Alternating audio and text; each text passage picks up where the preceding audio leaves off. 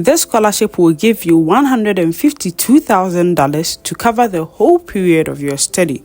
But before we get into it, if you are new here, you are welcome to my channel. And if you've not subscribed, please subscribe, like, share, and comment and help support my channel. Let's get started. Today we are at the Illinois Wesleyan University and we are going to talk about two scholarships that are given to international students. The first one is the merit-based scholarships. These are offered to qualified international applicants with outstanding academic achievement and test scores on the required entrance exams. These awards range from $15,000 to $38,000 per year and are renewable for up to 4 years. Students who complete the admission application are automatically considered for scholarships. With this scholarship, you don't make any separate application. You are automatically considered for it when you make an application to a program at the Illinois Wesleyan University. If you are chosen for the scholarship, you will receive up to $38,000 each year to cover your tuition fee and your living expenses. The next scholarship is the President's Scholarship. It's a twofold tuition scholarships and are awarded each year to highly qualified first-year international students based on their talent, interest, and academic achievements. With this scholarship, your tuition fee is going to be covered. Both scholarship does not require a separate application. You just have to apply to a program at the university. Now let's see the admission requirements before we see how to apply. Here we have the requirements for international students, and it says international applicants are eligible for non-binding early action, which requires all application materials to be submitted by November 15. There is no application fee.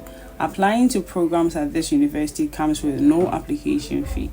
The preferred international application deadline for the fall semester is March 15th. So this is the deadline for making your application. Then we go to the application materials. It says official verified copies of test scores, transcripts, and English proficiency results must be submitted by the test agency or by school counselor or official to this email.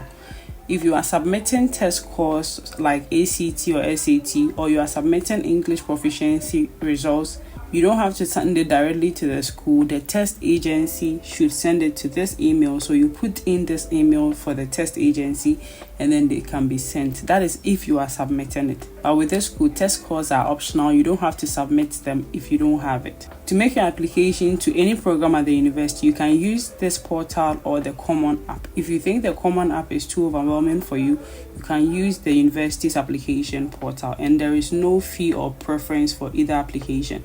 So using this or this does not come with any preference. Both are the same. You can use any of them. The next one is official copies of your academic records from all secondary schools and colleges in which you are currently enrolled or have previously attended. Transcripts should include the most recent 3 years of grades. Academic records need to be in English and notarized. So if you are submitting your senior high school transcripts, it should be 3 years of grades. For instance, you start from Form 1 to Form 3 if you are in Ghana. The transcript should be from Form 1 to Form 3. Then the next one is the English proficiency requirement, and it says it can be met in the following ways. First, our native language is English. The second one is completing at least 3 years of secondary education where the school's primary language of instruction is English. So if the medium of instruction in the school you completed is English, you don't have to submit a proficiency test. Then the last one is an English proficiency exam. That is the IELTS, the TOEFL, and the Duolingo and all that. So if you don't meet any of these two, it means you have to submit an English proficiency test. Then when we come down here, we have the family financial statement. It says IWU practice a need-sensitive admission policy for international students. Upon meeting the required financial contribution of $30,000 per year, applications are evaluated without further consideration of ability to pay, that is need blind. Although they are going to consider you for the scholarship, they need to know that you will be able to pay the contribution of $30,000 each year if you didn't have the scholarship. So this is the family financial statement. Let's click this and see what it says. So this is just a form you are going to fill. It says that to qualify for a student visa, international students must prove adequate financial support for their first year of study. So you are going to fill this form with your name, your last name, then your address, your email, your birthday. What is the amount your family is planning to provide in US dollars each year towards the cost to attend Illinois Wesleyan University? Then it says, what are the primary sources of your financial support? Check all that apply. So any of this that apply, you check them. Now remember that the scholarship is a merit-based scholarship. It's not a need-based scholarship. It means that selecting applicants for the scholarship is not based on your financial situation. The next thing is, what is your family's annual income for 2023 in US dollars? Then what is your family's estimated annual income for 2024 in US dollars? So you put the amounts here. It should be in US dollars.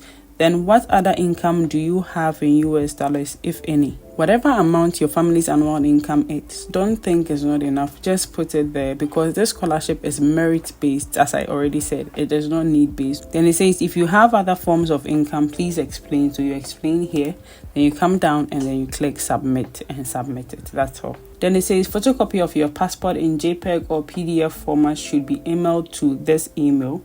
Please notify us if you do not have a current passport.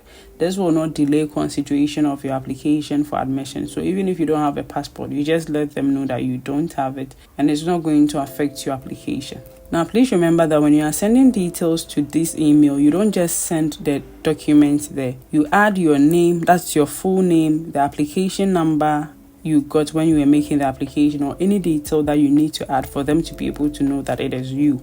Then the next thing is an essay, then age requirement. Illinois Wesleyan University is a residential campus that requires all students to live in university housing for their first 3 years.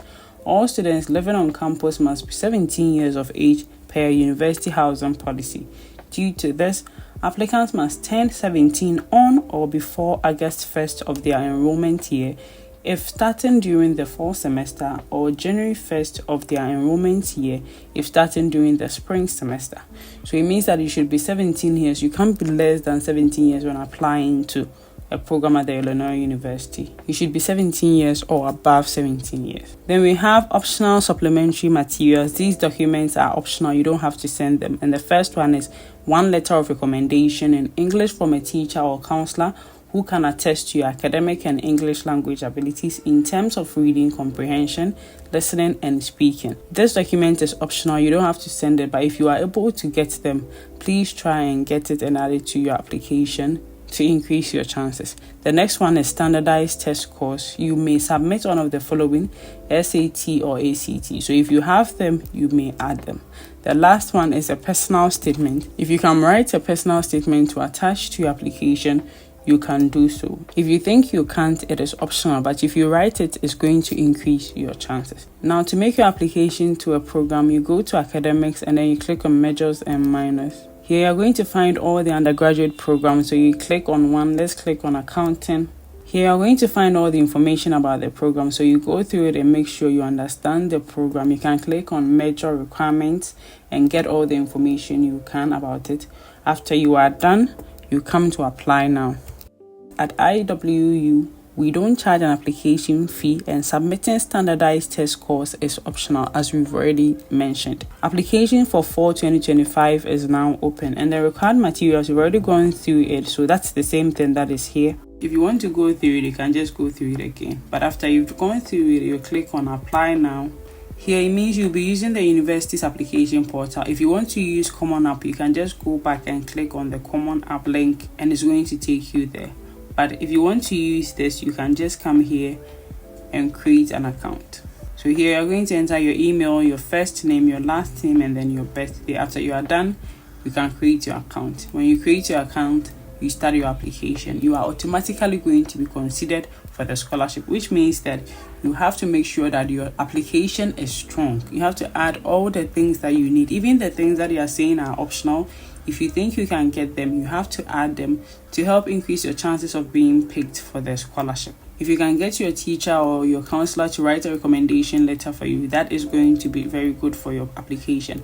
If you can write a personal statement, I find that the personal statement helps you give more information than what is in your documents. So you're able to write more than the things that are in your documents and give more information about yourself. So if you can write that personal statement, that is also good for your application. Good luck to all those who are going to apply, and I hope this video has been helpful. If it has, don't forget to like, subscribe, share, and comment, and help support my channel. See you in the next video. Bye.